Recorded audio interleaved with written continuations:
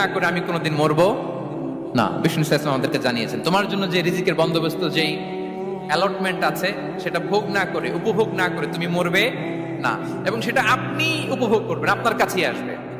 ধরুন আপনারা যে ফল আমেরিকাতে খান, এটা কি আমেরিকায় চাষ হয় ফল, নাকি কানাডা মেক্সিকো থেকে আসে? এখানেই হয়, আবার বাইরে থেকেও আসে। লেটস সে আপনি যেই অ্যাপেলটা দিয়ে আজকে ব্রেকফাস্ট করলেন, যে অ্যাপেলটা আপনি খেলেন, এটা মেক্সিকো থেকে এসেছে। ওই অ্যাপেলটা যখন কুড়ি অবস্থায় ছিল, মুকুল অবস্থায় ছিল, তখনই ওটার মধ্যে আপনার নাম লেখা।